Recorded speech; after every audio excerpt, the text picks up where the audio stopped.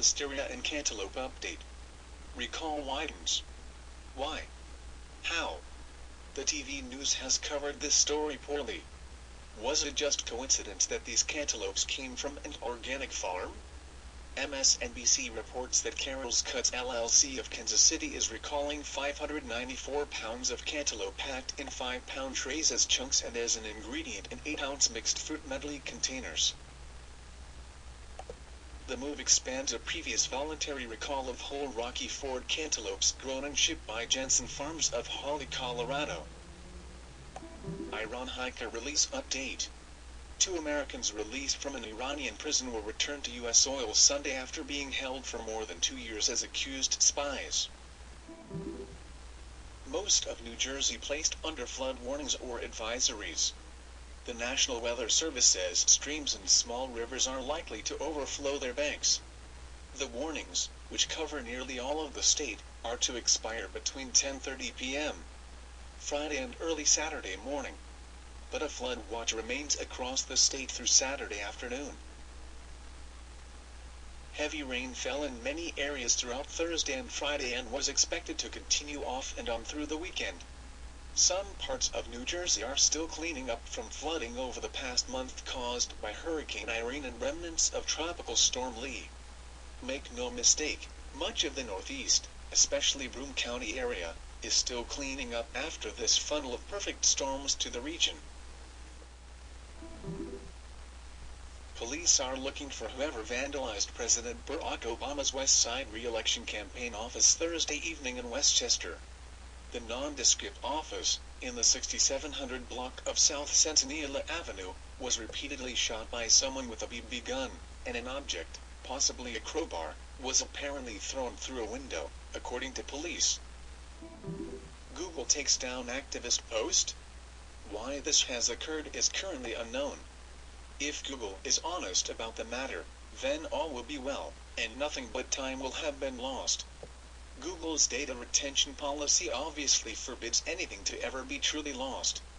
Considering the wide range of subjects covered by activist post, and their uncensored and honest approach, it would not be surprising to learn that Google has done this intentionally.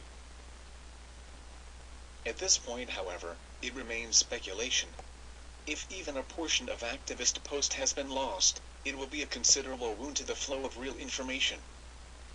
It is said that the falling satellite, UARS, has landed.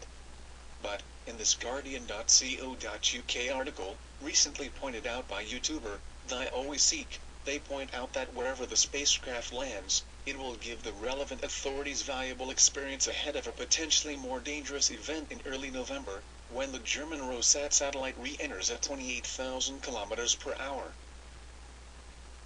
The German Space Agency, DLR, said up to 30 pieces of this other spacecraft might survive re-entry, with a combined mass of more than 1.5 tons.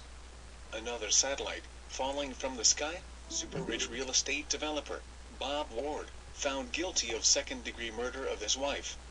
The murder happened days before she was to give a deposition in a lawsuit alleging that he blew millions of dollars on big houses and expensive cars while his business supposedly failed. Scientists use brain imaging to reveal the movies in our mind. Using functional magnetic resonance imaging, or fMRI, and computational models, UC Berkeley researchers have succeeded in decoding and reconstructing people's dynamic visual experiences, in this case, watching Hollywood movie trailers. As yet, the technology can only reconstruct movie clips people have already viewed. However, the breakthrough paves the way for reproducing the movies inside our heads that no one else sees, such as dreams and memories, according to researchers. NATO extends Libya bombing campaign, again, and announced a 3-month extension of its bombing campaign on Wednesday. It is a second 90-day extension, and it was approved less than a week before the campaign was set to end. This is an illegal, dreadful farce. ALCIA duh. Toyota three-wheeler does 80.3 miles per hour on compressed air. The Cougar is yet another attempt to explore environmentally friendly modes of transport. The tank was filled using a conventional air conditioner compressor manufactured by Toyota.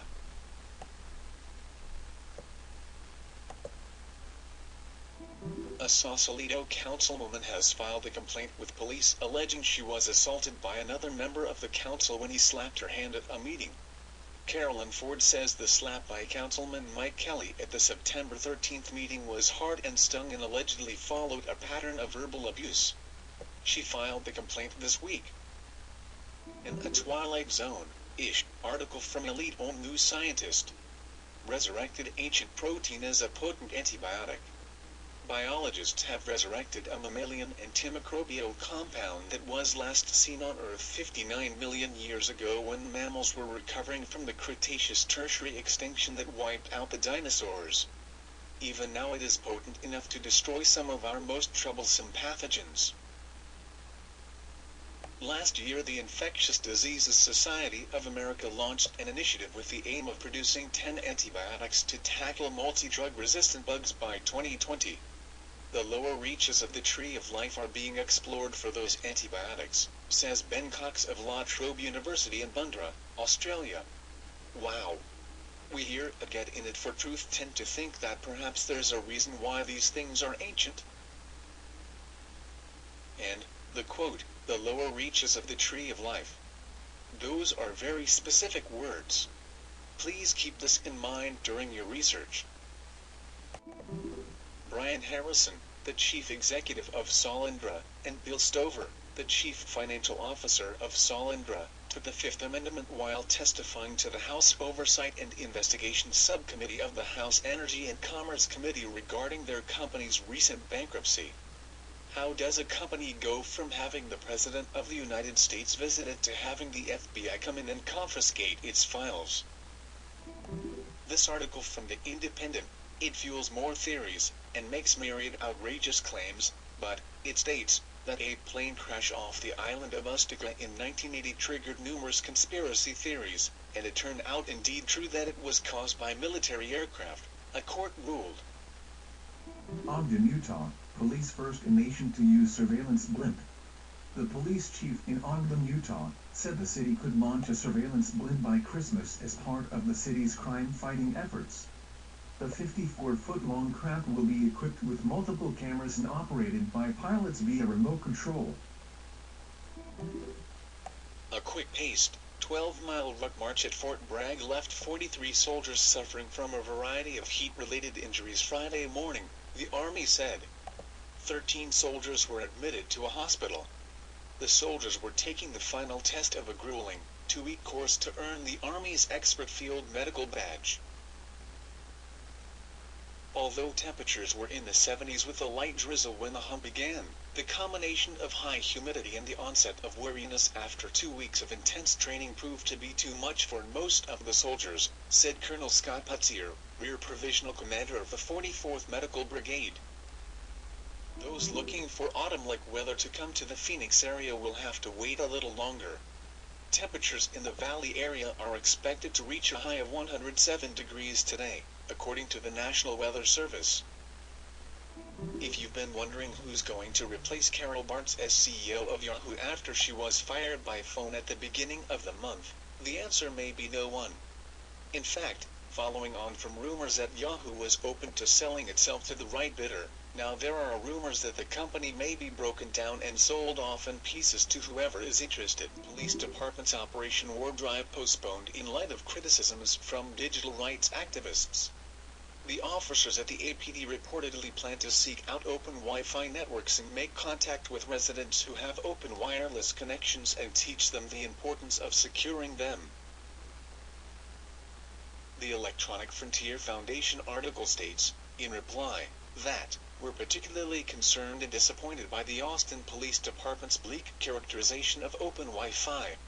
While the APD officers were keen to educate users about the potential negative ramifications of running an open Wi-Fi network, they failed to let people know that there are numerous societal benefits to opening your network. Anyone who has been lost in a city wishing they could snag an internet connection for a map can attest to the benefits of having an open network connection. and many others, like security expert Bruce Schneier, have called for open Wi-Fi because it's just plain polite. Why the breakfast most Americans will eat today is a corporate scam. You're probably well aware that nowadays most of the food Americans eat is no longer dependent on local farmers and seasonal growing conditions. Instead, it's dictated by corporate America. The foods you may call staples are actually wildly successful marketing creations drummed up by some of the forerunners of the modern-day food industry. Anti-war blogger described as threat to national security and secret document gotten by Freedom of Information Act. Please watch this video from Fox News to discover more. It is a clip from a mainstream media corporate entity, so do the best you can to discern the truth from the lies, and take it with your research.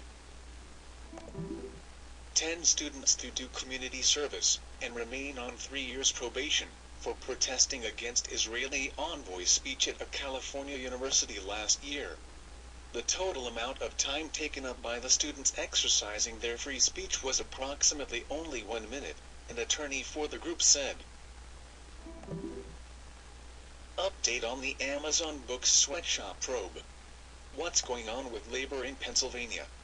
It was just last month that foreign students working at Hershey's for the summer went on strike over poor labor conditions. Now, a huge investigation in the Allentown Morning Call shows Amazon treating its local warehouse workers like dirt and endangering their health.